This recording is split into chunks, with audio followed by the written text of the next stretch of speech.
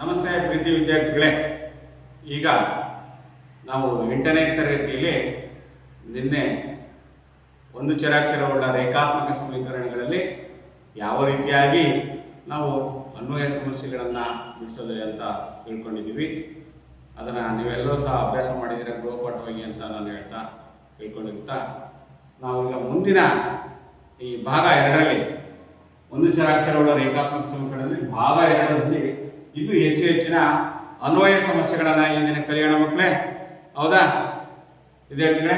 ಈ ದಿವಸ ನೋಡಿ ಅಭ್ಯಾಸ 3.3ರಲ್ಲಿ ನಿಮ್ಮ ಪಠ್ಯಪುಸ್ತಕದ ಅಭ್ಯಾಸ 3.3ರಲ್ಲಿ ಹಲವಾರು ಸಮಸ್ಯೆಗಳಿದೆ ಮಕ್ಕಳೇ.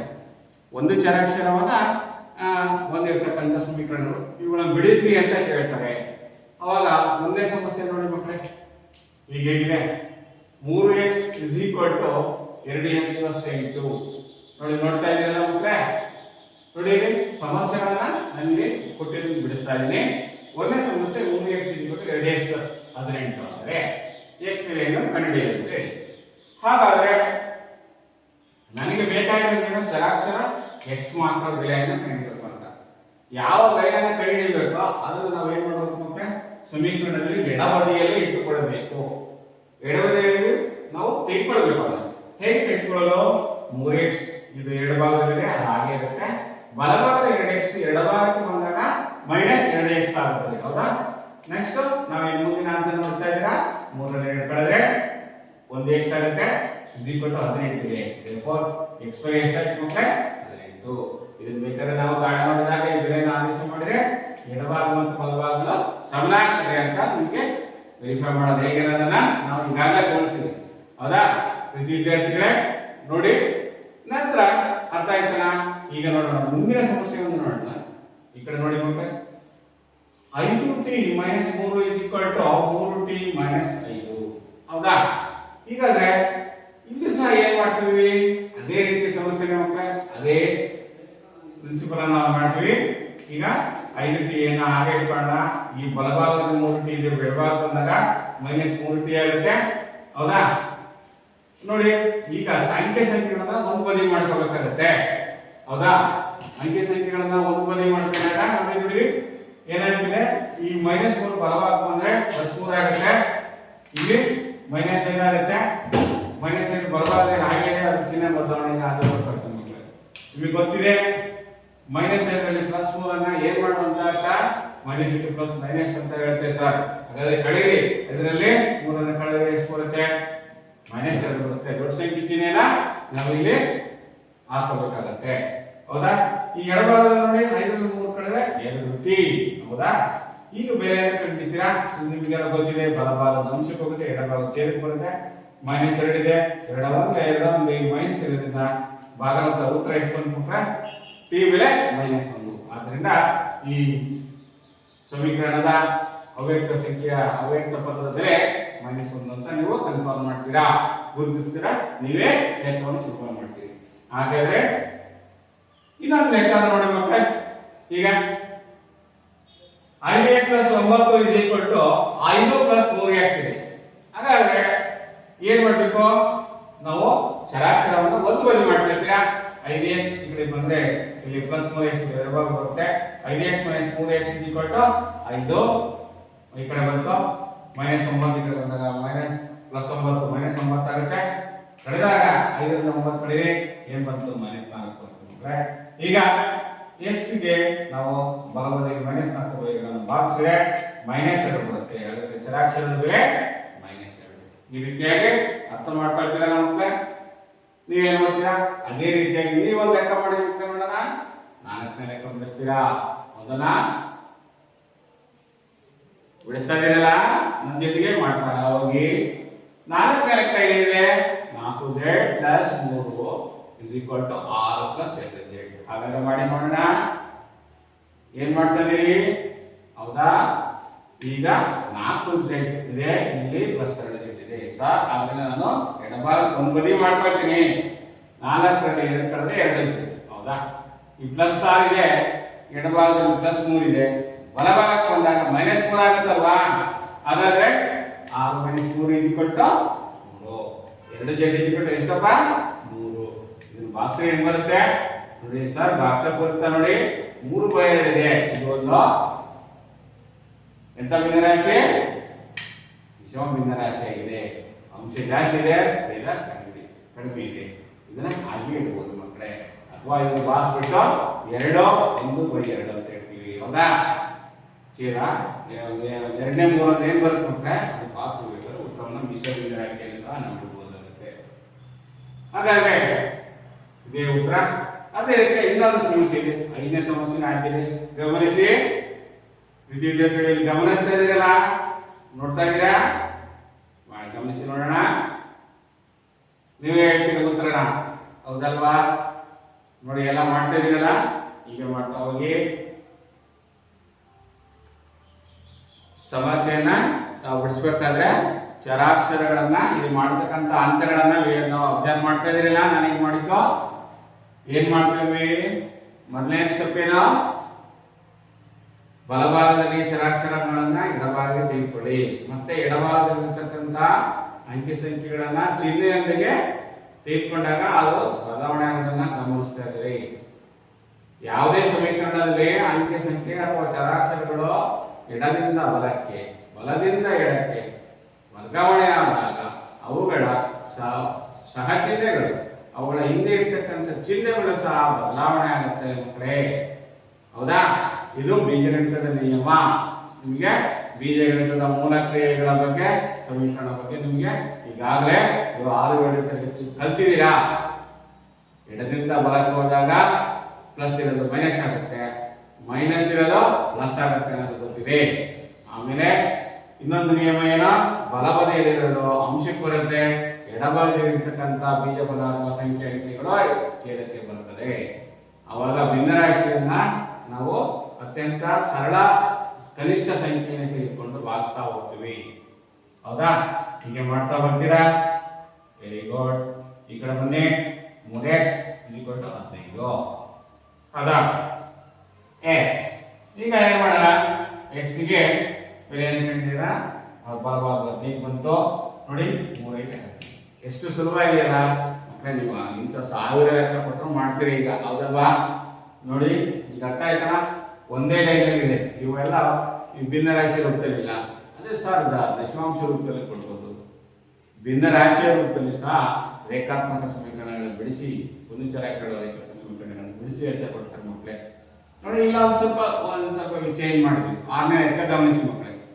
6ನೇ ಲೆಕ್ಕದಲ್ಲಿ ಗಮನಿಸಿ ನೋಡೋಣ. ಗಮನಿಸ್ತಾ ಇದೀರಲ್ಲ, ಏನಿದೆ ಓದ್ಕೊಳ್ಳಿ ಮಕ್ಕಳೇ. 6ನೇ ಲೆಕ್ಕ 8x + 4 = 3 × x - 1 + 2. ಹೌದಲ್ವಾ? ಹೌದಾ? ಈಗ ಇದು ಏನಿದೆ ಸರ್, ಎಡಭಾಗದಲ್ಲಿ ಒಂದು ಸಮೀಕರಣ ಇದೆ, ಬೀಜಕ್ಕೆ ಇದೆ, ಅದನ್ನ ಈಕ್ವಲ್ಸ್ ಬಲಭಾಗದಲ್ಲಿ ಬಂದ್ರೆ ಮಕ್ಕಳೇ ಒಂದು ಗುಣಾಕಾರ ಚಿಹ್ನೆ ಅದ್ರ ಜೊತೆ 7 ಅನ್ನು ಸೇರಿಸಿದ್ದಾರೆ. ಇದನ್ನ ನಾವು ಈ ಗುಣಾಕಾರದ ಬ್ರಾಕೆಟ್ ಅನ್ನ ಹೋಗಲಾಡಿಸೋದು ಹೇಗಪ್ಪ? ಬ್ರಾಕೆಟ್ ಅನ್ನು ಹೋಗಲಾಡಿಸೋದು ಹೇಗೆ? ಅಲ್ಲಿ ಏನು ಕ್ರಿಯೆ ಹೇಳಿದ್ರ ಅದನ್ನ ಇಲ್ಲಿ ಗುಣಿಸಬೇಕು. 3 × x 3x minus 3 1 3 + 7. Yes is it okay. × x + 4 = 3x. ನೋಡಿ ಈ ಕಡೆ ಬಂದ್ರೆ 3x ಒಂದು 3x 3x + -3 + 7 ಆಗುತ್ತೆ. ಇದನ್ನ ಸುಲಭೀಕರಣ ಮಾಡಿದ್ರೆ ಮತ್ತೆ ಎಡಭಾಗ ದಾರಿ ಬರ್ಕೊಳ್ತೀರಾ. ಇಲ್ಲಿ 3x + 4 ಹೇಗೆ ಬಂತು? 4 7 ಮುಂದ್ಗಡೆ 4 ದೊಡ್ಡ ಸಂಖ್ಯೆ ಚಿಹ್ನೆ ಏನಿದೆ ಮಕ್ಕಳೇ? ಇದರಲ್ಲಿ +4 ಇದೆ. 7 ಅನ್ನು +4 ಬರ್ಕೊಂಡಿದ್ದೀವಿ. ಕಳೆದಾಗ 4. ಹೀಗೆ ಈಗ ನೋಡ್ತಾ ಬನ್ನಿ. ಮುಂದಿನ ಹಂತ ನೋಡಿ, ಸುಲಭೀಕರಣ ಮಾಡಿದ್ವಿ. +4 ಎಡಭಾಗವಿದೆ, ಬಲಭಾಗ ಬಂದಾಗ -4 ಆಗುತ್ತೆ. 0 ಬಂತು. ಯಾಕೆ ಬಂತು? 8ರ ಮುಂದ್ಗಡೆ 5x ಆಗುತ್ತೆ. 5x = 4 ರ 4 0. ಸರ್ ನನಗೆ ಬರೀ x ಬೆಲೆ ಬೇಕು, 5x ಬೆಲೆ ಅಲ್ಲ. ಹಾಗಾದರೆ ಏನ್ ಮಾಡೋಣ? x = 0 / 5. ಸೊ 5ರಿಂದ 0ನ ಭಾಗಿಸಿ. ಯಾವುದೇ ಸಂಖ್ಯೆಯಿಂದ 0ನ ಭಾಗಿಸಿದರೆ 0 ಬರುತ್ತದೆ. ಇದು ನಿಮಗೆ ಗಣಿತದ ಮೂಲ ಕ್ರಿಯೆಗಳನ್ನ ಪಾಠ ಮಾಡ್ಕೊತಾರೆ, ನಾವು ಹೇಳಿದ್ವಿ ಹೌದಲ್ವಾ? ಸೇತುವನ್ನು ಕಲಿಯೋದು. ಯಾವುದೇ ಸಂಖ್ಯೆಯಿಂದ 0ನ ಭಾಗಿಸಿದ್ರೆ ಏನು ಬರುತ್ತೆ? ಭಾಗ ಅಂತ 0 ಬರುತ್ತೆ. ಯಾವುದೇ ಸೊನ್ನೆಯಿಂದ ಭಾಗಿಸಿದ್ರೆ ಏನು ಬರುತ್ತೆ? ಈ ಸಂಖ್ಯೆಯಿಂದ ಭಾಗಿಸಿದ್ರೆ 0. ಅದೇ ಒಂದು ಸಂಖ್ಯೆಯನ್ನ ಸೊನ್ನೆಯಿಂದ ಭಾಗಿಸಿದ್ರೆ ಏನು ಬರುತ್ತೆ? ಅದು ಗೊತ್ತಿಲ್ಲ. 1/0 ಇದನ್ನೇ ಫಾರ್ ಎಕ್ಸಾಂಪಲ್ 0 ಕೆಳಗಿದ್ದು ಛೇದದಲ್ಲಿದ್ದು ಅಂಶದಲ್ಲಿ ಏನು ಬರ್ತಿದ್ರು ಮಕ್ಕಳೇ? 5/0 it not indeterminate, not determinant this value. ಅಂದ್ರೆ ಈ ಸಂಖ್ಯೆ ಬೆಲೆಯನ್ನು ಇನ್ನೂ ಸಹ ಯಾರು ಕಂಡುಹಿಡಿದಿಲ್ಲ. ಇನ್ಫೈನೈಟ್ ಅಂತ ಕರಿತೀವಿ. ಇನ್ಫೈನೈಟ್ ಅನಂತ ಅಂತ ಕರಿತೀವಿ. ಕನ್ನಡದಲ್ಲಿ ಅನಂತ ಬೆಲೆ ಗೊತ್ತಿಲ್ಲ. ಇಲ್ಲ ಇದೆ ಅನಂತ ಗೊತ್ತಿಲ್ಲ ಅಂತ ಹೇಳಿದ್ರೆ ಇನ್ಫೈನೈಟ್ 5/0 ಬೆಲೆ ಎಷ್ಟಪ್ಪ? ಇನ್ಫೈನೈಟ್ ಅನಂತ ಅಂತ ಹೇಳ್ತೀವಿ. ಅರ್ಥ ಆಯ್ತಲ್ಲ? ಅದೇ ಸಂಖ್ಯೆಯನ್ನ ಒಂದು ಸಂಖ್ಯೆಯನ್ನ 0ನ ಭಾಗಿಸ್ಕೊಂಡ್ರೆ ಬೆಲೆ ಬರ್ಕೊಂಡ್ರೆ x = 0. ಅದರಿಂದ ಈ ಚರಾಕ್ಷರ ಬೆಲೆ 0. ಇದನ್ನ ಆಬ್ಜೆಕ್ಟಿವ್ ಕ್ವಶನ್ ಅಲ್ಲಿ ಕೊಟ್ಟಿರ್ತಾರೆ ಮಕ್ಕಳು. ಇಂಥ ಪ್ರಶ್ನೆಗಳ ಕೊಟ್ಟು ಇಷ್ಟು ದುಡ್ಡು ಲೆಕ್ಕ ಕೊಟ್ಟಿದ್ದಾರೆ. ಬೆಲೆ a 0, b 2, c -4, c 5 ಅಂತ ಕೊಟ್ಟಿರ್ತಾರೆ. ಅವಾಗ ಚರಾಕ್ಷರ ಬೆಲೆ 0 ಅಂತ ನಾವು ಗುರುತು ಮಾಡ್ಬೇಕಾದ್ರೆ ಇಷ್ಟು ಮಾಡ್ಬೇಕಾಗತ್ತೆ. ಆಬ್ಜೆಕ್ಟಿವ್ ಕ್ವಶನ್ ಅಲ್ಲ, ಊಹ್ಯ ಪ್ರಶ್ನೆಗಳನ್ನ ಏನ್ ಕೊಡ್ತೀವಲ್ಲ, ಒಂದು ಉತ್ತರವನ್ನು ಕೊಟ್ಟು 4 ಉತ್ತರವನ್ನು ಆಪ್ಷನ್ ಅನ್ನು ಕೊಡ್ಬೋದು. ಅವಾಗ ನಾವು ಲೆಕ್ಕವನ್ನು ಸ್ಪೀಡ್ ಆಗಿ ಅಕ್ಯುರೇಟ್ ನಿಖರವಾಗಿ ಬೆಲೆಯನ್ನ ಕಂಡುಹಿಡಿಯಬೇಕು. ಸ್ವಲ್ಪ ಎಚ್ಚರಿಕೆಯಿಂದ ಮಾಡ್ತಾ ಹೋಗ್ಬೇಕು. ಸ್ಪೀಡ್ ಯಾವಾಗ ಬರುತ್ತಪ್ಪ? ಲೆಕ್ಕ ಮಾಡ್ತಕ್ಕಂಥ ವೇಗ ಹೆಚ್ಚಿಸ್ಕೊಳ್ಳೋದು ಹೇಗೆ? ಹೆಚ್ಚು ಅಭ್ಯಾಸ ಲೆಕ್ಕಗಳನ್ನ ಬಿಡಿಸಬೇಕು. ಹೌದು ಮಕ್ಕಳೇ? ಮತ್ತು ಉದಾಹರಣೆ ಸಮಸ್ಯೆಗಳನ್ನು ಸಹ ನಾವು ಹೆಚ್ಚು ಬಿಡಿಸಬೇಕಾಗಿದೆ ಮಕ್ಕಳೇ. ಹೆಚ್ಚು ಬಿಡಿಸೋದ್ರಿಂದ ನಮಗೆ ಉದಾಹರಣೆ ಲೆಕ್ಕಗಳನ್ನಾಗಿರಲಿ, ಪಠ್ಯಪುಸ್ತಕದಲ್ಲಿ ಉದಾಹರಣೆ ಲೆಕ್ಕಗಳನ್ನು ಬಿಡಿಸಬೇಕು. ಪಠ್ಯಪುಸ್ತಕದಲ್ಲಿರ್ತಕ್ಕಂಥ ಎಲ್ಲ ಅಭ್ಯಾಸಗಳು ವಿವಿಧ ಮೈನ್ ಕ್ವಶನ್ಸ್ಗಳನ್ನು ನಾವು ಬಿಡಿಸ್ತಾ ಹೋಗ್ಬೇಕು ಮಕ್ಕಳೇ. ಸ್ವತಃ ನಾವು ಬಿಡಿಸಿದಾಗ ನಾವು ಎಲ್ಲಿ ತಪ್ಪು ಮಾಡ್ತೀವಿ ಅನ್ನೋದು ಗೊತ್ತಾಗುತ್ತೆ. ಅದರಿಂದ ಪ್ರತಿಯೊಬ್ಬರು ಅಭ್ಯಾಸ ಮಾಡ್ತಾ ಇದ್ದೀರಲ್ಲ, ಓಕೆ, ಸಂತೋಷ ವಿದ್ಯಾರ್ಥಿಗಳೇ. ಈಗ ಇನ್ನೊಂದು ಲೆಕ್ಕ ನೋಡೋಣ ಮಕ್ಕಳೇ. 7ನೇ ಲೆಕ್ಕ ಹೇಗಿದೆ? ಇನ್ನೊಂದು ಲೆಕ್ಕ ಹೇಗಿದೆ ನೋಡೋಣ. ಹೌದಾ? ನೋಡ್ತಾ ಇದ್ದೀರಲ್ಲ 7ನೇ ಲೆಕ್ಕ. x = 4/5 into x + 10. ಇದು 7ನೇ ಲೆಕ್ಕ. ಇದನ್ನ ಬಿಡಿಸೋದು ಹೇಗೆ ಅಂತ ನೋಡೋಣ ಮಕ್ಕಳೇ. ಈಗ ನೋಡೋಣ. ಇದು ಈಗಾಗಲೇ ಅರ್ಥ ಆಗಿದೆ ಅಂತ ಕೇಳ್ಕೊಳ್ಳೋಣ. 4ನೇ ಲೆಕ್ಕ ಅರ್ಥ ಆಗಿದೆ ಅಲ್ವಾ? 4ನೇ ಲೆಕ್ಕ ಅರ್ಥ ಇದೆಯಲ್ಲ, ಈ ಕಡೆ ನಾನು ಲೆಕ್ಕವನ್ನು ಬಿಡಿಸ್ತೀನಿ. 6ನೇ ಲೆಕ್ಕ ಬಿಡಿಸ್ಕೊಂಡಿಲ್ಲ. ಓಕೆ,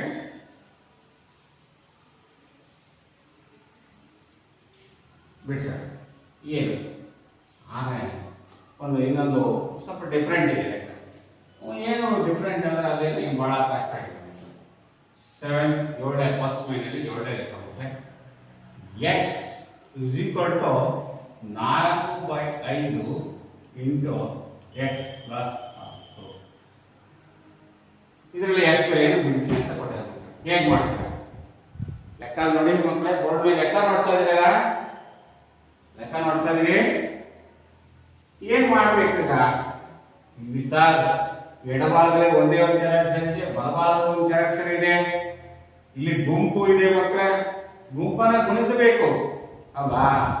ಇದು ಚಿಹ್ನೆ ಏನ ಅರ್ಥ? ಗುಣಿಸು. ಈಗ ನೋಡಿ, therefore x = 4/5 ಇಂಟು ಅಂದ್ರೆ 4/5 ಇಂಟು x ಅಂದ್ರೆ ಗುಣಿಸಿದ್ರೆ 4x/5 ಪ್ಲಸ್ ಏನಾಗುತ್ತೆ? 4/40/5 ಆಗುತ್ತೆ. ಹೌದಾ? No problem. ಇಷ್ಟ ಆಯ್ತಲ್ಲ? ಇದು ಏನ್ ಮಾಡ್ತೀರಿ? ಎಡಭಾಗವನ್ನು ಹಾಗೆ ಇಟ್ಕೊಳ್ಳೋಣ. ಹೌದಾ? ಬಲಭಾಗದಲ್ಲಿ ಭಿನ್ನರಾಶಿ ಕಾಣ್ತಾ ಇದೆ ಅಲ್ವಾ? ಇಲ್ಲಿ 5 ಇದೆ, ಇಲ್ಲಿ 5 ಇದೆ. ಲಾಸ ಎಷ್ಟು ಮಕ್ಕಳೇ? 5 1 5 5 1 5 5 ಇಂಟು 1 ಇಂಟು 1 ಗುಣಿಸಿದ್ರೆ ಅದ ಲಾಸ ಎಷ್ಟಾಗುತ್ತೆ? 5 ಆಗುತ್ತೆ. ಲಾಸ 5 ಆಗುತ್ತೆ. ಭಿನ್ನರಾಶಿಯ ಸಂಕಲನ ಮಾಡಿ. ಹೌದಾ? 5 1 5 ಒಂದು ಭಾಗಲಬ್ಧ 1 ಇಂಟು 4 4x ಪ್ಲಸ್ 5 1 5 ಒಂದು ಭಾಗಲಬ್ಧ 40 ಇಂಟು 1 40. ಹೌದಾ? ಈಗ ನಾವು 4x ಪ್ಲಸ್ 40 ಆಯ್ತು. ಇಲ್ಲಿ ಛೇದದಲ್ಲಿ 5 ಬಂತು. ಇಲ್ಲಿ ಈ ಕಡೆ ನೋಡಿ ಮಕ್ಕಳು, ಇಲ್ಲಿ ಏನಾದ್ರು ಮಾಡ್ಬೋದಾ? ನೋಡಿ, ಇಲ್ಕು ಸರ್ ಮಾಡ್ಬೋದು ಸರ್, ಏನ್ ಮಾಡ್ಬೋದು? ಓರೆ ಗುಣಾಕಾರ ಮಾಡ್ಬೋದು. ಈ ಚಿಹ್ನೆ ಅರ್ಥ ಏನು? ಓರೆ ಗುಣಾಕಾರ. ಓರೆ ಗುಣಾಕಾರ ಮಾಡಿ ಹೇಗೆ?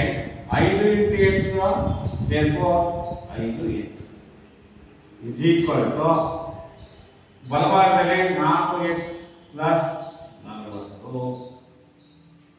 ಈಗ ನನಗೆ ಚರಾಕ್ಷರ ಬೆಳಿಬೇಕಲ್ಲ, ನೀವು ಈಗಾಗಲೇ ಹಿಂದಿನ ಕಲಿಸಿದ ಜ್ಞಾನವನ್ನು ಉಪಯೋಗಿಸ್ಕೊಳ್ಳೋಣ.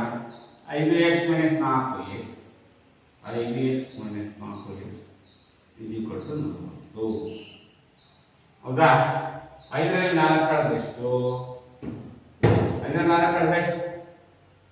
1 1x. therefore x is equal to ಎಷ್ಟು? 40. ಈಗ ನೋಡಿ ಮಕ್ಕಳೇ, ಉತ್ತರವನ್ನು ನೋಡಿ. ಎಲ್ಲ ಸಾರಿಗೆ ನೋಡ್ಕೊಳ್ಳಿ ಮಕ್ಕಳೇ. ಇನ್ನೊಂದ್ಸರಿ ಎಲ್ಲ ನೀವು ಒಂದ್ಸರಿ ವೆರಿಫೈ ಮಾಡಿ. ಅಭ್ಯಾಸ 3.3ರಲ್ಲಿ 7ನೇ ಅಷ್ಟವನ್ನ ವೆರಿಫೈ ಮಾಡಿ ಒಂದ್ಸರಿ. ಉತ್ತರ ಎಷ್ಟು ನೋಡೋಣ.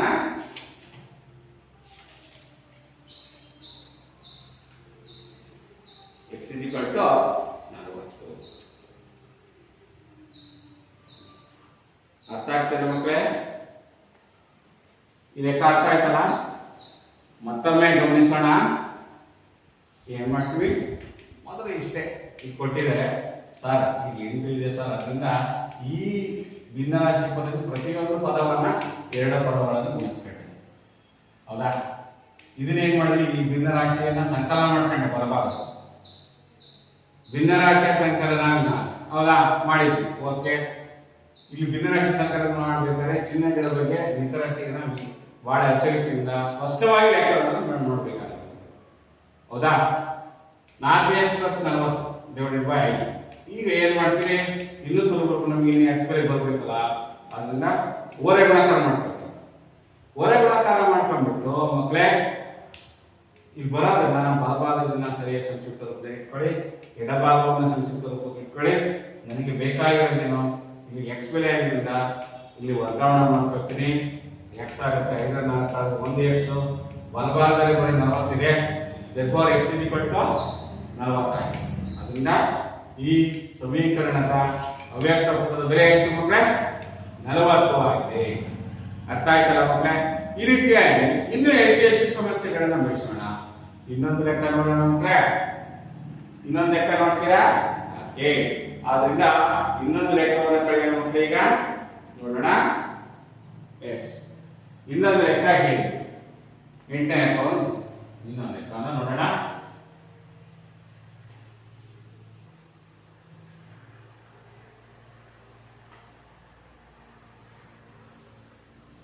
ಸಮಸ್ಯೆಗಳನ್ನ ಸರಿಯಾಗಿ ಸ್ಪಷ್ಟವಾಗಿ ಬರ್ಕೊಂಡ್ಬಿಟ್ಟು ಬಿಡಿಸ್ತಾ ಹೋಗೋದು. 2x/3 ಇನ್ನೊಂದು ಲೆಕ್ಕ. 2x/3 plus 1 is equal to 7x/15 plus 3. ಪಠ್ಯಪುಸ್ತಕದಲ್ಲಿ ಇರ್ತಕ್ಕಂಥ ಅಭ್ಯಾಸ 3.3ರಲ್ಲಿ ಇದು 8ನೇ ಲೆಕ್ಕ ಮಕ್ಕಳೇ. ನೋಡಿ ಇನ್ನೊಂದ್ಸರಿ ವೆರಿಫೈ ಮಾಡ್ಕೊಳ್ಳಿ. ಓಕೆ ಮಾಡೋಣ. ಎಸ್, ನೋಡ್ತಾ ಇದ್ದೀರಲ್ಲ? ಈಗ ಮಾಡಿ. ಹೇಗೆ ಮಾಡ್ತೀವಿ?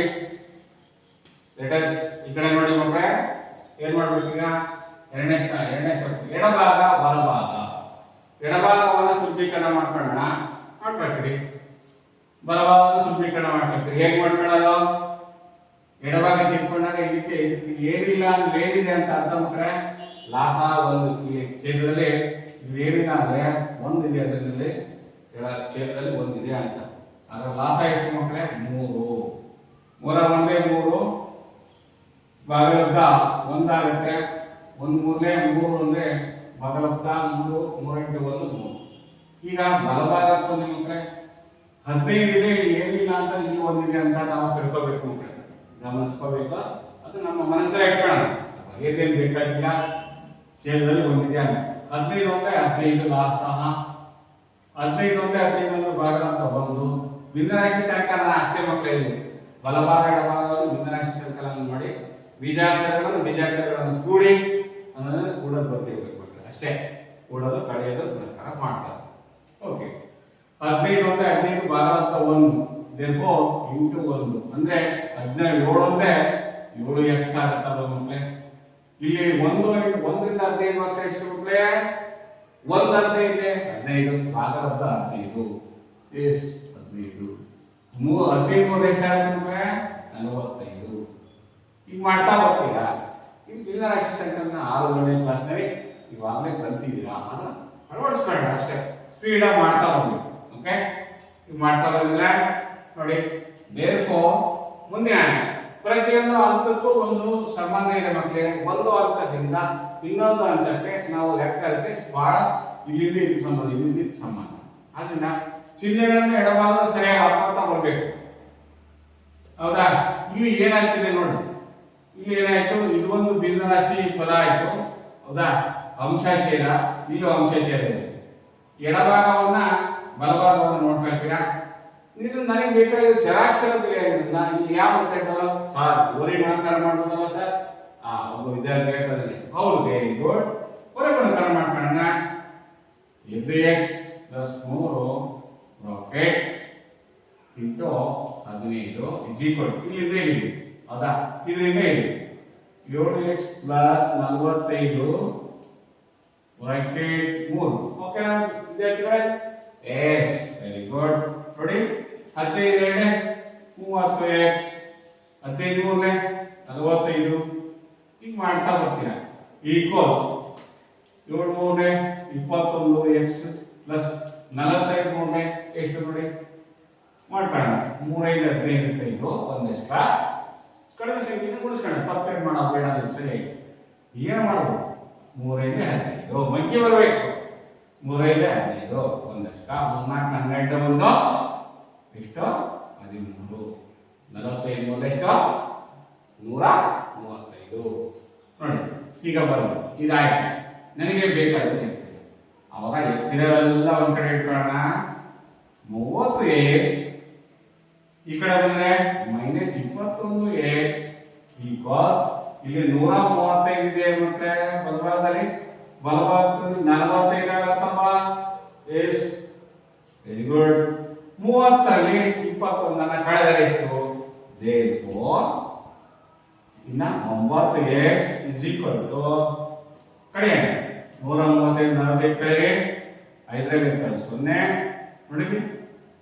13 ಕಳೆದ ಎಷ್ಟು ಮಕ್ಕಳೇ? 13 ಕಳೆದ ಎಷ್ಟು? 13ರಲ್ಲಿ 4 ಕಳೆದ ಎಷ್ಟು? 9 ಇದ್ದೀರಾ ಮಕ್ಕಳೇ? ಎಸ್, therefore x = 90/9 9 ಒಂದೇ 9. therefore x ಎಷ್ಟಪ್ಪ? x ಇದು ಚರಾಕ್ಷರದ ಬೆಲೆಯಾಗಿದೆ. ನೋಡಿ, ಮತ್ತೊಮ್ಮೆ ಹೇಳೋಣ ಅಂದ್ರೆ ಭಿನ್ನರಾಶಿ ಮುಕ್ತಲ್ಲಿ ಕೊಟ್ಟಿದ್ದಾರೆ. 2x/3 + 1 7x/15 + 3 ಇದೆ.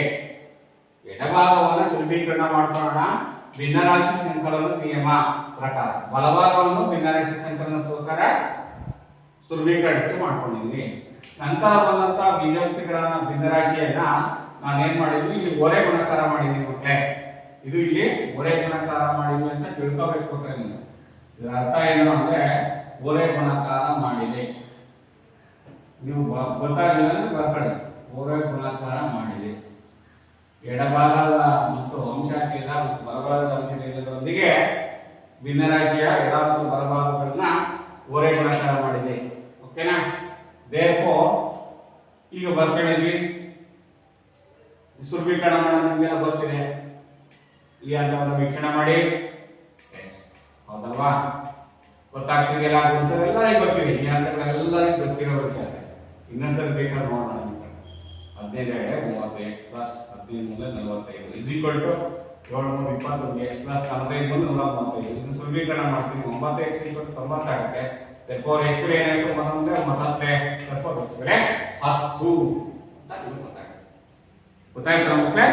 ಈ ರೀತಿಯಾಗಿ ನಾವು ಸಮಸ್ಯೆಗಳನ್ನ ಬಿಡಿಸಬೇಕಾಗುತ್ತೆ ಮಕ್ಕಳೇ. ಈಗ ಇನ್ನೊಂದು ರೀತಿಯ ಸಮಸ್ಯೆಗಳನ್ನ, ಹೆಚ್ಚಿನ ಅನ್ವಯ ಪ್ರಶ್ನೆಗಳ ಬಗ್ಗೆ ಹೋಗೋಣ ಮಕ್ಕಳೇ. ಇನ್ನು ಅಭ್ಯಾಸದಲ್ಲಿ 3.3ರಲ್ಲಿ ಇರ್ತಕ್ಕಂಥ ಪ್ರತಿಯೊಂದು ಸಮಸ್ಯೆಗಳನ್ನ ನೀವು ಗೃಹಪಾಠವಾಗಿ ಮಾಡ್ತೀರಾ ಅಂತ ತಿಳ್ಕೊಂಡು ನಾನು ಇನ್ನೊಂದು ರೀತಿಯ ಸಮಸ್ಯೆಗಳನ್ನ ನಾನು ಹೋಗ್ತಾ ಇದ್ದೇನೆ. ಅನ್ವಯ ಸಮಸ್ಯೆಗಳನ್ನ ಬಿಡಿಸೋಣ ಮಕ್ಕಳೇ. ಅನ್ವಯ ಸಮಸ್ಯೆಗಳ ಬಗ್ಗೆ ಬಹಳಷ್ಟು ಉಪಯೋಗವಿದೆ. ಸ್ಪರ್ಧಾತ್ಮಕ ಪರೀಕ್ಷೆಗಳಲ್ಲಿ ಅನ್ವಯ ಸಮಸ್ಯೆ, ರೇಖಾತ್ಮಕ ಸಮಸ್ಯೆಗಳ ಮೇಲೆ ಸಾಕಷ್ಟು ಕೇಳ್ತಾರೆ ಮಕ್ಕಳೇ.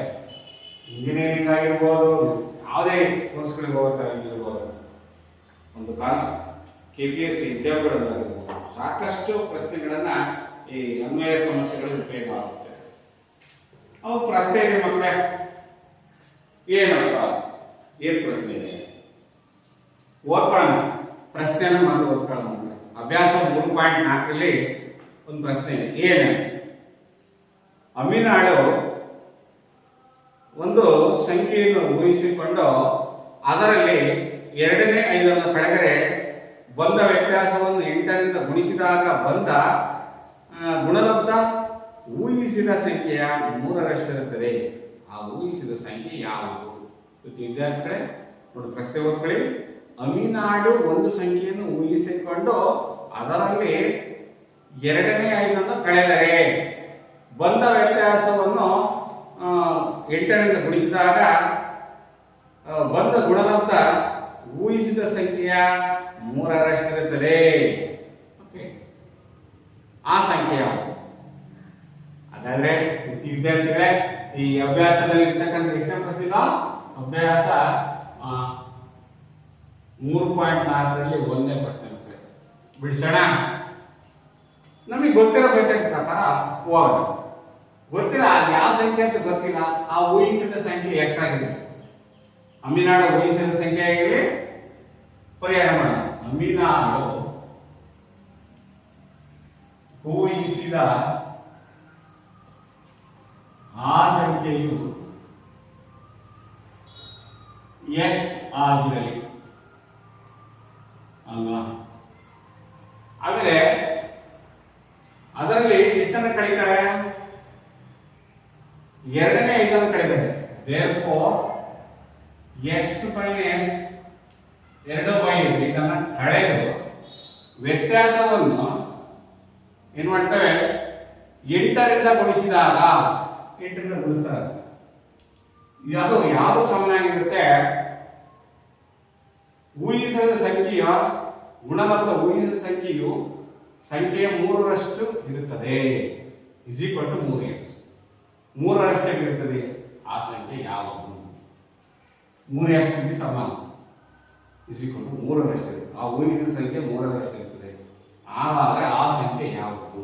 ಇದಕ್ಕೆ ಸಮಸ್ಯೆಯನ್ನು ಬಿಡಿಸೋಣ ಮಕ್ಕಳೇ. ನೋಡೋಣ ಈಗ ಈ ಲೆಕ್ಕ ಬಿಡಿಸೋಣ. ಓಕೆ, ಪ್ರಶ್ನೆ ಎಲ್ಲ ಅರ್ಥ ಮಾಡ್ಕೊಂಡಿದ್ದೀರ? ಪ್ರಶ್ನೆ ಎಲ್ಲ ಅರ್ಥ ಮಾಡ್ಕೊಂಡಿದ್ದೀರಾ? ಆ ಸಂಖ್ಯೆ ಯಾವುದು ನೋಡೋಣ. ಪ್ರೀತಿ ವಿದ್ಯಾರ್ಥಿಗಳೇ, ಅಮೀನಾಳದ ಊಹಿಸಿದ ಸಂಖ್ಯೆ ಎಕ್ಸ್ ಆಗಿರಲಿ. ಆ ಸಂಖ್ಯೆಯನ್ನ ಆ ಊಹಿಸಿದ ಸಂಖ್ಯೆಯಲ್ಲಿ ಕಳೀತಾರೆ. ಎಷ್ಟನ್ನ? 2 ಕಳೆಯುತ್ತಾರೆ. ಕಳೀತಾರೆ ಅಂದ್ರೆ ನಾವು ಮೈನಸ್ ಕೊಡ್ತಾರೆ. ಆ ವ್ಯತ್ಯಾಸವನ್ನು ಏನ್ ಮಾಡ್ತಾರೆ? 8ರಿಂದ ಗುಣಿಸ್ತಾರೆ. ಅದು ಆ ಗುಣಿಸಿದ ಗುಣಲಬ್ಧ, ಇವೆರಡರ ಗುಣಲಬ್ಧ ಎಷ್ಟು ಸಮನಾಗಿರುತ್ತೆ? ಊಹಿಸಿದ ಸಂಖ್ಯೆಯ 3ರಷ್ಟಿರುತ್ತದೆ. ಅಂದ್ರೆ ಏನಾಗತ್ತ? ಆ ಊಹಿಸಿದ ಸಂಖ್ಯೆ 3ರಷ್ಟಿರ್ಬೇಕು ಅಂದ್ರೆ 3 × x ಹಾಕಬೇಕು ಅಂತ. ಹೌದಾ? ಈಗ ಮಾಡ್ತಾ ಹೋಗ್ತಾ ಇದ್ದಿರಲ್ಲ, ಮಾಡ್ತಿದ್ರಲ್ಲ ಮಕ್ಕಳೇ? ನೋಡೋಣ ಮಾಡಿ. ಹೇಗ್ ಮಾಡ್ತೀರಿ? ಸರ್ ಇದು ಬಹಳ ಸುಲಭ. ಇಷ್ಟು ಮಾಡ್ಕೊಟ್ಮೇಲೆ ಮುಂದಿನೆಲ್ಲ ನಮಗೆ ಮಾಡೋದು ಬರುತ್ತೆ ಸರ್, ಮಾಡ್ತೀವಿ. ನೋಡಲ್ಲ ಒಬ್ಬ ವಿದ್ಯಾರ್ಥಿ ಹೇಳ್ತಿದ್ದಾನೆ, ಸರ್ ನಾನು ಲೆಕ್ಕ ಮಾಡ್ತೀನಿ ಅಂತ. ಇಲ್ಲಿ ಒಬ್ಬ ವಿದ್ಯಾರ್ಥಿನಿ, ಇಲ್ಲಿ ಒಂದು 4 ಇದ್ದಾರೆ, ಅವ್ರು ಮಾಡ್ತಾರೆ. ಎಲ್ಲರೂ ಮಾಡ್ತಾ ಇದೆಯಲ್ಲ? ಓಕೆ, ಈಗ ಫಾಲೋ ಮಾಡಿ, ನಮ್ಮನ್ನ ಫಾಲೋ ಮಾಡ್ತಾ ಮಾಡಿ. ಸ್ವಲ್ಪ ನೋಡ್ಕೊಳ್ಳಿ ಮಕ್ಕಳೇ, ನೀವೆಲ್ಲ ಮಾಡ್ತೀರಾ ಅಂತ ನನಗೆ ಗೊತ್ತಿದೆ, ಭರವಸೆ ಇದೆ. Yes, very good. ನೋಡೋಣ, ಎಡಭಾಗವನ್ನು ಸುಲಭೀಕರಣ ಮಾಡ್ಕೊಳ್ಳಿ. 8 × x ಮೈನಸ್ 8 × 5 40/2. ಹೌದು, ಇಸ್ ಈಕ್ವಲ್ ಟು ಮಕ್ಕಳೇ ಇಲ್ಲಿ 3x ಇದೆ. ಹೌದಾ? Yes, no problem. ಹೌದಾ? ಈಗ ಸರ್ 8x ಇದೆ ಮೈನಸ್ 40/2 ಇದೆ. ಸರ್ ಏನ್ ಮಾಡ್ಬೇಕು ಸರ್? ಈಗ ಎಡಭಾಗದಲ್ಲಿ ಏನ್ ಮಾಡ್ಬೇಕು ಸರ್? ಭಿನ್ನರಾಶಿ ಯಾವಾಗಲ್ಲ ಸರ್. 8x ನಲ್ಲಿ 40/2 ಕಳಿಬೇಕು ಸರ್. ಕಳೆಯೋಣ. ಕಳೆಯೋದು ಸುಲಭ. ಇದನ್ನ ಭಿನ್ನರಾಶಿ ಲೋಕಲ್ನ ಮಾಡ್ತೀವಿ. ಇಲ್ಲಿ ಒಂದೆರಡೇ ಎರಡು 16x. ಇಲ್ಲಿ ಒಂದರಿಂದ ಎರಡರ ಭಾಗ ಎರಡು ಬರುತ್ತೆ 16x ಮೈನಸ್ ಮಲ್ಟಿಪ್ಲೈ. ಇಲ್ಲಿ ಎಷ್ಟಾಯ್ತು? ಎರಡೊಂದೇ ಎರಡು, ಒಂದು ಭಾಗ ಅಂತ 1 × 40 40 ಆಗುತ್ತೆ. ಜಿ ಕೊಟ್ಟು 3x ಆಗುತ್ತೆ. ಇವೆರಡನ್ನು ಕೂಡಿ ಮಕ್ಕಳೇ ಓರೆ ಗುಣಾಕಾರ ಮಾಡಿ. ಈಗ 16x minus 40 is equal to 3 × 6x. ಪ್ರೀತಿ ವಿದ್ಯಾರ್ಥಿಗಳೇ, ಈ ಕಡೆ ತನ್ನಿ ಮಕ್ಕಳೇ, x ಇರೋದ ಒಂದು ಕಡೆ ತೆಗೆ. 16x ಈ ಕಡೆ ಬಂದ್ರೆ ಮೈನಸ್ 6x. ಬಲಭಾಗಕ್ಕೆ ಮೈನಸ್ 40 ಇದ್ದು ಬಲಭಾಗಕ್ಕೆ ಒಂದು ಎಷ್ಟಾಗುತ್ತೆ? ಬರೀ 40 ಆಗುತ್ತೆ, ಪ್ಲಸ್ 40 ಆಗುತ್ತೆ. 16 ಆ ಕಡೆಗೆ 10x is equal to 40. therefore x is equal to ಎಷ್ಟು ಮಕ್ಕಳೇ? 10 1 14. therefore x is equal to ಎಷ್ಟು? 4. x is equal to ಎಷ್ಟು ಮಕ್ಕಳೇ? 4. ಹಾಗಾದ್ರೆ ಆ ಸಂಖ್ಯೆ ಯಾವುದು? 4. ನೋಡಿ, 4ರಲ್ಲಿ 5 ಎರಡನ್ನ ಕಳೆದು 8ರಿಂದ ಗುಣಿಸಿ 1 ಗುಣಲಬ್ಧವನ್ನು ಯಾವುದು ಸಮನಾಗಿದೆ? ಆ ಊಹಿಸಿದ ಸಂಖ್ಯೆಗೆ 12 ಬರುತ್ತೆ. ಆ ಸಂಖ್ಯೆ ಯಾವುದು? ಆ ಸಂಖ್ಯೆ ಯಾವುದು ಅಂದರೆ ಆ ಅವಿನಾಳು ಊಹಿಸಿದ ಸಂಖ್ಯೆ 4 ಅಂತ ಬರೀಬೇಕು. ಯಾರು ಊಹಿಸಿದ ಸಂಖ್ಯೆ? ಅವಿನಾಳು ಊಹೆ ಮಾಡಿಕೊಂಡಿರ್ತಾರ ಆ ಸಂಖ್ಯೆ 4 ಆಗಿದೆ. ಎಷ್ಟು ಆಶ್ಚರ್ಯಕರವಾದಂತಹ ಸಮಸ್ಯೆಗಳಿದಾವಲ್ಲ ಮಕ್ಕಳೇ, ಸಂತೋಷ ಆಯ್ತಲ್ಲ? ಹೀಗೆ ನೀವು ಹಲವಾರು ಸಮಸ್ಯೆ, ಕ್ಲಿಷ್ಟ ಸಮಸ್ಯೆಗಳನ್ನ ಅಂಕಗಣಿತದಲ್ಲಿ ಸುಲಭವಾಗಿ ಬಿಡಿಸಲು ಕಷ್ಟ ಆಗಿರ್ತಕ್ಕಂತಹ ಸಮಸ್ಯೆಗಳನ್ನ ನಾವು ಬೀಜಗಣಿತದಿಂದ ಸುಲಭವಾಗಿ ಬಿಡಿಸಬಹುದು ಮಕ್ಕಳೇ. ಹೌದಲ್ಲ? ಬೀಜಗಣಿತ ನಿಮ್ಗೆಲ್ಲರಿಗೂ ಇಷ್ಟ ಅಲ್ವಾ? ಹೌದು. ಯಾಕೆಂದ್ರೆ ನಮ್ಮ ಭಾರತ ದೇಶದಲ್ಲಿ ಬೀಜಗಣಿತವನ್ನ ಬಹಳ ಹಿಂದಿನ ಕಾಲದಲ್ಲೇ, ಸಾವಿರಾರು ವರ್ಷಗಳ ಹಿಂದಲೇ ನಮ್ಮ ಬೀಜಗಣಿತವನ್ನ ಆರ್ಯಭಟ, ಭಾಸ್ಕರ ಮತ್ತು ಅವರೆಲ್ಲ ಇವರು ಬೀಜಗಣಿತದ ಬಗ್ಗೆ ನಮ್ಮ ಭಾರತೀಯ ಗಣಿತಜ್ಞರೇ ತೋರಿಸ್ಕೊಟ್ಟಿದ್ದಾರೆ ಮಕ್ಕಳೇ. ಇದ್ರ ಬಗ್ಗೆ ಗ್ರೀಕರು ಮತ್ತು ಯುರೋಪಿಯನ್ನರು ಇಂತ ಮುಂಚೆನೆ ಬೇರೆ ದೇಶದ ಗಣಿತಜ್ಞರಿಗಿಂತ ನಮ್ಮ ದೇಶದ ಗಣಿತಜ್ಞರು ಬೀಜಗಣಿತವನ್ನು ಮೊದಲು ತೋರಿಸ್ಕೊಟ್ರು. ಹೌದಾ? ಆ ಒಂದು ಇದು ನಮ್ಮ ಭಾರತ ದೇಶಕ್ಕೆ ಸಲ್ಲುತ್ತೆ. ಯಾಕೆಂದ್ರೆ ನೋಡಿ, ಕ್ಲಿಷ್ಟವಾದ ಸಮಸ್ಯೆಗಳನ್ನು ಸುಲಭವಾಗಿ ಪಡಿಸ್ತಕ್ಕಂಥದ್ದು ವಿಧಾನವನ್ನ ಬೀಜಗಣಿತದಲ್ಲಿ. ಅದಕ್ಕೋಸ್ಕರ ಈ ರೀತಿಯ ಸಮಸ್ಯೆಗಳನ್ನ ಹೆಚ್ಚು ಬಿಡಿಸ್ತಾ ಹೋಗೋಣ ಮಕ್ಕಳೇ. ಓಕೆ, ಫಾಲೋ ಮಾಡ್ತಾ ಇದೀರಲ್ಲ? ಅನುಸರಿಸ್ತಿದ್ದೀರಾ? ಓಕೆ. ಅದೇ ರೀತಿಯಾಗಿ ಇನ್ನೊಂದು ಸಮಸ್ಯೆಯನ್ನ ಕಲಿಯೋಣ. ಎರಡನೇ ಸಮಸ್ಯೆ ಏನಿದೆಯಪ್ಪ ಅಂದ್ರೆ, ಎಲ್ಲ ಬರ್ಕೊಳ್ತಿದ್ದೀರಲ್ಲ? ನನ್ನೊಂದಿಗೆ ಈ ಸ್ಟೆಪ್ ಅನ್ನ ಎಲ್ಲ ಹಂತವಾಗಿ ಬರ್ಕೊಳ್ಳಿ. ಓಕೆ, ನಾವು ಮುಂದಿನ ಒಂದು ಲೆಕ್ಕಕ್ಕೆ ನೋಡೋಣ. ಟಿಪ್ಪಣಿ ಬರ್ಕೊಂಡಿದ್ದೀರಾ? ವೀಕ್ಷಣೆ ಮಾಡಿದ್ದೀರಾ? ಈಗಾಗಲೇ ವೀಕ್ಷಣೆ ಮಾಡಿದ ಪ್ರತಿಯೊಂದು ನಾವು ಲೆಕ್ಕವನ್ನು ಬಿಡಿಸಬೇಕಾದ್ರೆ ಸರಿಯಾಗಿ ವೀಕ್ಷಣೆ ಮಾಡಬೇಕು. ಪದೇ ಪದೇ ನಾವು ಬೋರ್ಡ್ ಅನ್ನು ನೋಡೋದ ಅವಶ್ಯಕತೆ ಇಲ್ಲ. ಒಂದು ಹಂತದಿಂದ ಇನ್ನೊಂದು ಹಂತಕ್ಕೆ ಸಂಬಂಧ ಇದೆ ಅನ್ನೋದು ನಿಮಗೆ ನಿಮ್ಮ ಮನಸ್ಸಿಗೆ ಸರಿಯಾಗಿ ರೀತಿಯಲ್ಲಿ ಯಾವ ವಿಧಾನವನ್ನು ಅನುಸರಿಸ್ತೀವಿ, ಏನ್ ಮಾಡಿದ್ವಿ ಅಂತ ನಾವು ಲೆಕ್ಕವನ್ನು ಮಾಡಬೇಕಾದ್ರೆ ಸರಿಯಾಗಿ ಎಚ್ಚರಿಕೆಯಿಂದ ಗಮನ ಹರಿಸಿದ್ರೆ ಎಲ್ಲ ಸಮಸ್ಯೆಗಳು ಸುಲಭ ಆಗುತ್ತೆ ಮಕ್ಕಳೇ. ಹೌದಲ್ಲ? ಮಾಡ್ತಾ ಇದೀವಿ. ನೆಕ್ಸ್ಟ್ ಮುಂದಿನ ಒಂದು ಪ್ರಶ್ನೆ ಹೋಗೋಣ. ಧನಸಂಖ್ಯೆಯೊಂದು ಇನ್ನೊಂದು ಸಂಖ್ಯೆಯ 5ರಷ್ಟೇ ಇದೆ. ಎರಡು ಸಂಖ್ಯೆಗಳಿಗೆ 21 ಸೇರಿಸಿದಾಗ ಆ ಎರಡು ಸಂಖ್ಯೆಗಳಲ್ಲಿ ಒಂದು ಇನ್ನೊಂದರ 2ರಷ್ಟಾಗುತ್ತದೆ. ಹಾಗಾದ್ರೆ ಆ ಸಂಖ್ಯೆಗಳು ಯಾವುವು? ಅದು ಮಾಡೋಣ. ಹೌದಾ? ಅದು ಮಾಡೋಣ ಮಕ್ಕಳೇ. ಇದು ಅರ್ಥ ಆಗ್ತದಾ? ಇನ್ನೊಂದು ಲೆಕ್ಕವನ್ನು ಬಿಡಿಸೋಣ. 3.4ರಲ್ಲಿ ಇರ್ತಕ್ಕಂಥ ಅಭ್ಯಾಸದ ಅನ್ವಯ ಸಮಸ್ಯೆಗಳನ್ನ ಈಗ ನಾವು ಬಿಡಿಸ್ತಾ ಇದ್ದೀವಾ? ಈಗ ಎರಡನೇ ಲೆಕ್ಕ ನೋಡೋಣ ಮಕ್ಕಳೇ. ಎರಡನೇ ಲೆಕ್ಕ ಯಾರಾದ್ರೂ ಪ್ರಯತ್ನ ಮಾಡಿದ್ರಾ? ಅದಕ್ಕೆ ಸಮೀಕರಣವನ್ನು ಬರ್ಕೊಳ್ಳಕ್ಕೆ ಯಾರಾದ್ರೂ ಪ್ರಯತ್ನ ಮಾಡ್ತಿದ್ದೀರಾ? ಎಲ್ಲ ವಿದ್ಯಾರ್ಥಿ ಹೇಳ್ತಿದ್ದಾನೆ, ಮಾಡ್ತಾ ಇದೀನಿ. ಹೌದು, ವೆರಿ ಗುಡ್. ಏನ್ ಮಾಡ್ಬೇಕು? ಧನ ಸಂಖ್ಯೆಯನ್ನು ಇನ್ನೊಂದು ಸಂಖ್ಯೆ 5ರಷ್ಟಿದೆ. ಧನ ಸಂಖ್ಯೆಯನ್ನು ಇನ್ನೊಂದು ಸಂಖ್ಯೆ 5ರಷ್ಟಿದೆ. ಎರಡು ಸಂಖ್ಯೆಗಳಿಗೆ 21 ಸೇರಿಸಿದಾಗ ನೋಡಿ ಒಂದು ಧನ ಸಂಖ್ಯೆ, ಆ ಧನ ಸಂಖ್ಯೆ ಏನು ನಾನು ಬರ್ತಾ ಇದ್ದೇನೆ, ನನಗೆ ಗೊತ್ತಿಲ್ಲ ಆ ಧನ ಸಂಖ್ಯೆ ಏನಾಗಿತ್ತು. ಒಂದು ಹಿಂಗೆ ಬರ್ಕೊಂಡು ನಮ್ಗೆ ಗೊತ್ತಿಲ್ಲ ಆ ಒಂದು ಧನ ಸಂಖ್ಯೆ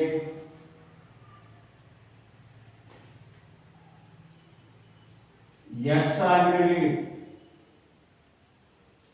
ದೇರ್ಫೋರ್ ಸಮಸ್ಯೆಯ ಒಂದು ಹೇಳಿಕೆ ಪ್ರಕಾರ ಆ ಸಂಖ್ಯೆಯ 5ರಷ್ಟಿದೆ, ಇನ್ನೊಂದೆಷ್ಟಿದೆ 5ರಷ್ಟಿದೆ. ಅದಕ್ಕೆ ಏನ್ ಮಾಡ್ತಾರೆ, 21 ಸೇರಿಸ್ತಾರೆ. x plus 21 is equal to 5x plus 21 ಆಗುತ್ತದೆ. ಹಾಗಾದರೆ x ಬೆಲೆ ಏನು ಅಂತ ಹೇಳಿದ್ವಿ. ಅದಕ್ಕೆ ಎರಡೂ ಸಂಖ್ಯೆಗಳಿಗೆ ಯಾರು ಒಂದು ಸಂಖ್ಯೆ x ಆಗಿರಲಿ, ಇನ್ನೊಂದು ಸಂಖ್ಯೆ ಮೊದಲ ಸಂಖ್ಯೆ 5ರಷ್ಟಿದೆ ಅಂತ ಕೊಟ್ಟಿದ್ದಾರೆ ನೋಡಿ. ಮಕ್ಕಳೇ, ಒಂದು ಧನ ಸಂಖ್ಯೆ ಇನ್ನೊಂದು ಸಂಖ್ಯೆಯ 5ರಷ್ಟಿದೆ. ಎರಡೂ ಸಂಖ್ಯೆಗಳಿಗೆ ಏನ್ ಮಾಡಬೇಕು, 21 ಸೇರಿಸಿದಾಗ ಎರಡು ಸಂಖ್ಯೆಗಳಲ್ಲಿ ಒಂದು ಇನ್ನೊಂದರ ಎರಡರಷ್ಟಾಗುತ್ತದೆ. ಒಂದು ಇನ್ನೊಂದರ ಎರಡರಷ್ಟಾಗುತ್ತದೆ. ಎರಡೂ ಸಂಖ್ಯೆಗಳಿಗೆ 21 ಸೇರಿಸಿದಾಗ ಎರಡೂ ಸಂಖ್ಯೆಗಳಲ್ಲಿ ಒಂದು ಇನ್ನೊಂದರ ಎರಡರಷ್ಟಾಗುತ್ತದೆ. ಅಂದ್ರೆ ಏನಂತ, ದೇರ್ಫೋರ್ ಇದನ್ನ ಮಾಡ್ಕೊಳ್ಬೇಕು. ಇದನ್ನ ಎರಡರಷ್ಟಾಗುತ್ತೆ ಅಂದ್ರೆ 2 into x plus 1 is equal to 5x plus 21 ಆಗುತ್ತದೆ. ನೋಡಿ, ಇದು ಬಿಡಿಸೋಣ ಅಂದ್ರೆ ಪ್ರಯತ್ನ ಮಾಡ್ತೀನಿ ನಾನು, ಆಮೇಲೆ ನೀವು ಅದನ್ನ ಮಾಡೋಣ. ಇದರ ಅರ್ಥ ಏನು ಅಂತ ಬಿಡಿಸೋದು, 2x plus 42 is equal to 5x plus 21. ನನಗೆ ಬೇಕಾಗಿರೋದು ನನಗೆ x ಬೇಕು ಮಾತ್ರ. ದೇರ್ಫೋರ್ 2x ಈ ಕಡೆಗೆ ಬಂದ್ರೆ ಮೈನಸ್ 5x ಆಗುತ್ತೆ. ಈ ಕಡೆಗೆ 42 ಈ ಕಡೆ ತರ್ತೀವಿ, ಮೈನಸ್ 42 ಪ್ಲಸ್ 21 ಆಗುತ್ತೆ. No problem. ಈಗ ಮಾಡ್ಕೊಂಡಿದ್ರೆ 5 ಕಡೆಗೆ ಮೈನಸ್ 3x ಹೌದಾ, 42ರಲ್ಲಿ 21 ಕಡೆ ಬರುತ್ತೆ ಮೈನಸ್ 21 ಹೌದಾ. therefore minus to minus divide ಆಗುತ್ತೆ. 3x is equal to 21. therefore x is equal to 21 by 3. 3 ಒಂದ್ಲೆ 3 ಏಳ್ಲೆ.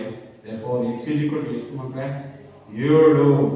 x ಬೆಲೆ ಎಷ್ಟಂದ್ರೆ ಆ ಒಂದು ಧನ ಸಂಖ್ಯೆ 7.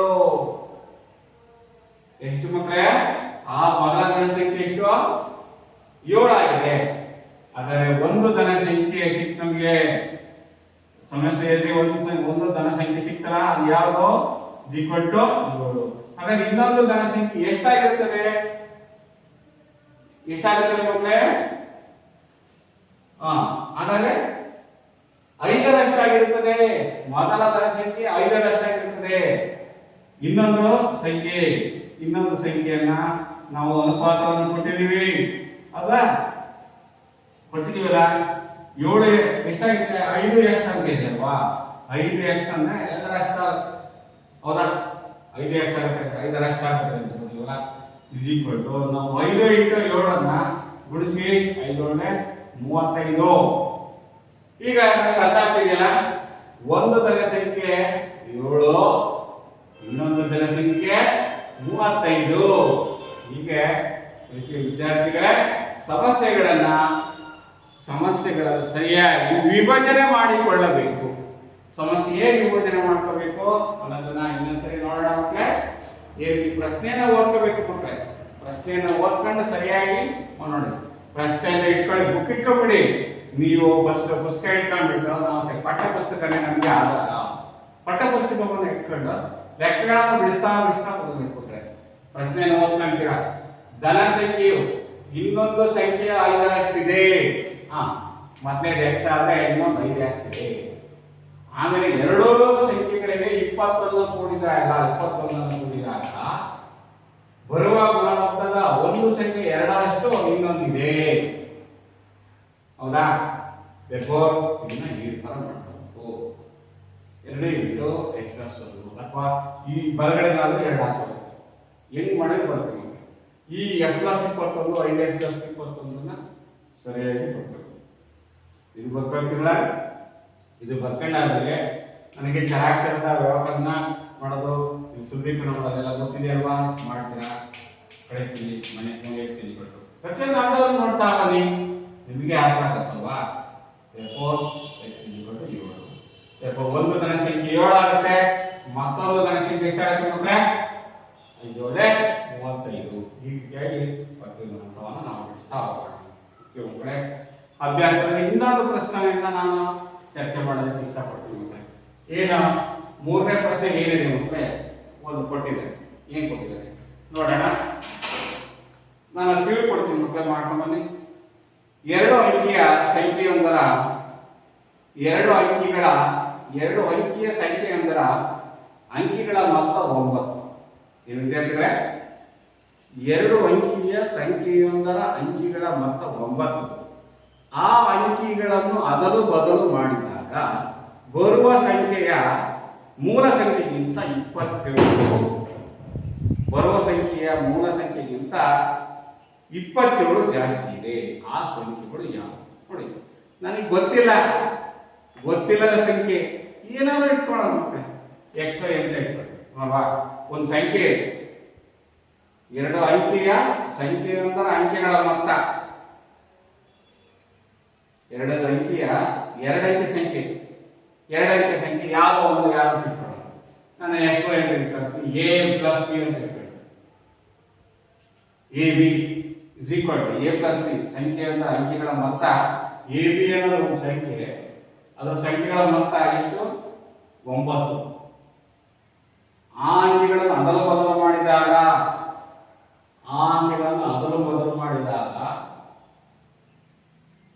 ಬರುವ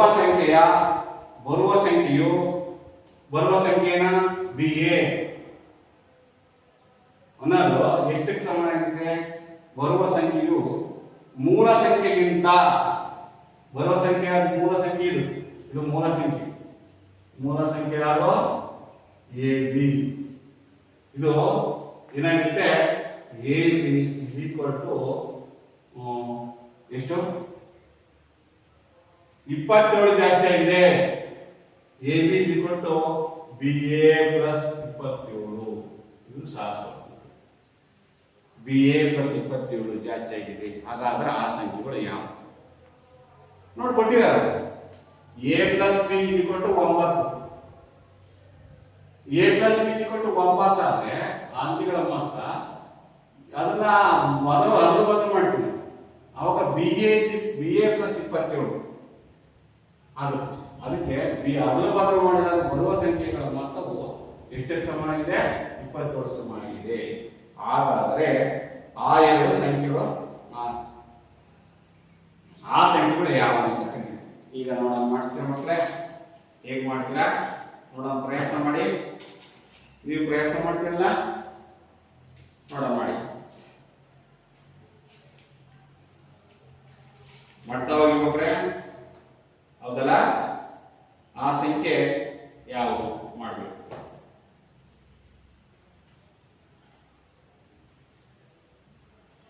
ಪ್ರಶ್ನೆಯನ್ನು ಓದ್ಕೋಬೇಕು. ಪ್ರಶ್ನೆಯನ್ನು ಓದ್ಕೊಂಡು ನಾವು ಮುಂದುವರಿಸಬೇಕಾಗುತ್ತೆ. 2 ಅಂಕಿಯ ಸಂಖ್ಯೆ ಅಂದ್ರೆ ಅಂಕೆಗಳ ಮೊತ್ತ 9. ಆ ಅಂಕೆಗಳನ್ನು ಅದರ ಬದಲು ಮಾಡಿದಾಗ ಬರುವ ಸಂಖ್ಯೆಯು ಮೂಲ ಸಂಖ್ಯೆಗಿಂತ 27 ಜಾಸ್ತಿ ಆಗಿದೆ. ನೋಡಿ, ಅಂಕಿಗಳ ಮೊತ್ತ ಕೊಟ್ಟೆ.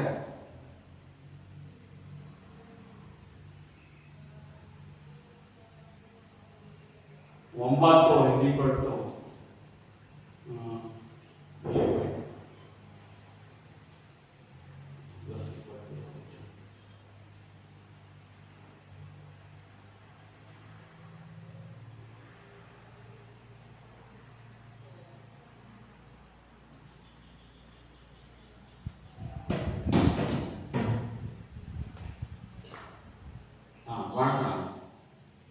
BA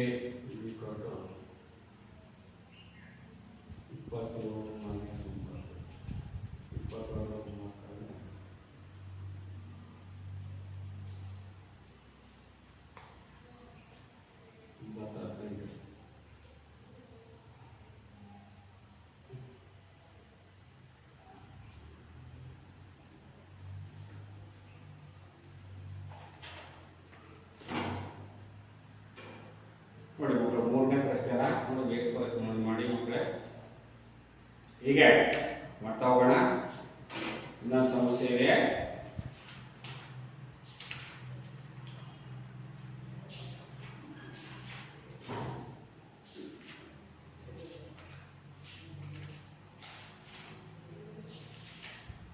.4ರಲ್ಲಿ ಎಷ್ಟು 3 ಮತ್ತು 36 3 ಮತ್ತು 36 ಹೇಗೆ 3 ಬರ್ಬೇಕಾಗುತ್ತೆ.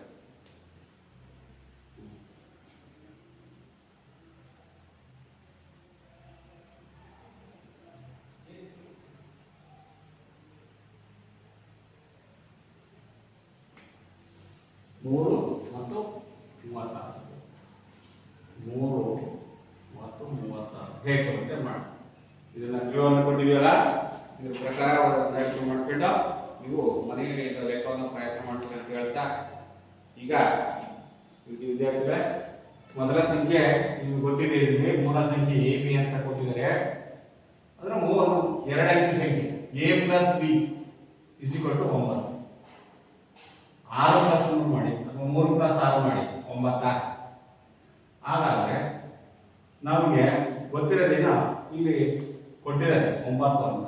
ಅವಾಗ ಮತ್ತೆ ಸಂಖ್ಯೆ ಎಷ್ಟು ಬರಬೇಕು?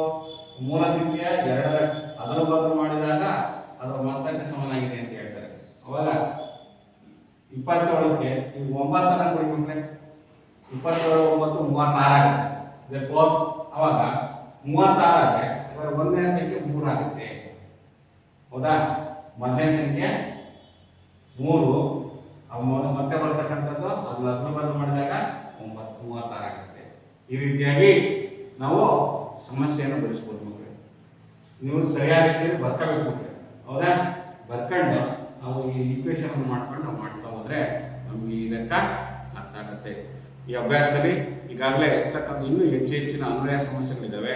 ಅವನ್ನ ನೀವು ಮಾಡ್ಕೊಬರ್ತೀವಿ ಅಂತ ತಿಳ್ಕೊಳ್ತಾ, ಈ ದಿನ ನಾವು ಕಲಿತ ಪಾಠದ ಬಗ್ಗೆ ಸಾರಾಂಶವನ್ನು ನಾವು ಪುನರಾವಲೋಕನ ಮಾಡ್ಕೊಳ್ಬೇಕು ಅಂತಂದ್ರೆ, ಈ ದಿನ ನಾವು ಒಂದು ಚರಾಕ್ಷರವುಳ್ಳ ರೇಖಾತ್ಮಕ ಸಮೀಕರಣಗಳಲ್ಲಿ ಹೆಚ್ಚು ಬೀಜಪದಗಳನ್ನು ಕೊಟ್ಟಾಗ ಯಾವ ರೀತಿ ಮಾಡಬೇಕು, ಓರೆ ಗುಣಾಕಾರವನ್ನು ಯಾವ ರೀತಿ ಮಾಡಿ ಸಮೀಕರಣವನ್ನು ಸಮತೋಲಿಸಿಕೊಳ್ಬೇಕು, ಮತ್ತು ನಂತರ ಭಿನ್ನರಾಶಿಗಳನ್ನು ಕೊಟ್ಟಾಗ ಎಡಭಾಗ ಮತ್ತು ಸುಲಭೀಕರಣ ಮಾಡಿಕೊಂಡು ಬಲಭಾಗವನ್ನು ಹೇಗೆ ಸುಲಭೀಕರಣ ಮಾಡಿ ಚರಾಕ್ಷರದ ಬೆಲೆಯನ್ನು ಹೇಗೆ ಕಂಡುಹಿಡ್ಕೋಬೇಕು ಅನ್ನೋದನ್ನು ಕಲ್ತ್ವಿ.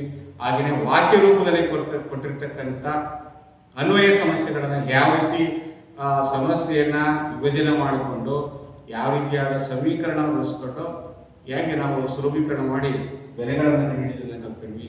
ಈ ರೀತಿಯ ಸಮಸ್ಯೆಗಳು ಇನ್ನೂ ಹೆಚ್ಚು ಸಮಸ್ಯೆಗಳನ್ನ ನೀವು ಅಭ್ಯಾಸದಲ್ಲಿ ಇರ್ತಕ್ಕಂಥ 3.4ರಲ್ಲಿ ಮತ್ತು 3.3 ಇರ್ತಕ್ಕಂಥ ಸಮಸ್ಯೆ ಎಲ್ಲವನ್ನು ಬಿಡಿಸ್ಕೊಳ್ತಾ ಈ ಪಾಠವನ್ನ ನೀವು ಗೃಹಪಾಠವಾಗಿ ಮಾಡ್ತೀರಿ ಅಂತ ತಿಳ್ಕೊಂಡು ಉಳಿದ ಎಲ್ಲ ಸಮಸ್ಯೆಗಳನ್ನು ಮುಗಿಸ್ಕೊಂಬನ್ನಿ ಅಂತ ಹೇಳ್ತಾ, ಇದುವರೆಗೂ ಪಾಠವನ್ನು ವೀಕ್ಷಣೆ ಮಾಡಿದ ಎಲ್ಲ ವಿದ್ಯಾರ್ಥಿನಿಯರಿಗೆ ನಾನು ಧನ್ಯವಾದಗಳನ್ನು ಅರ್ಪಿಸುತ್ತಿದ್ದೇನೆ.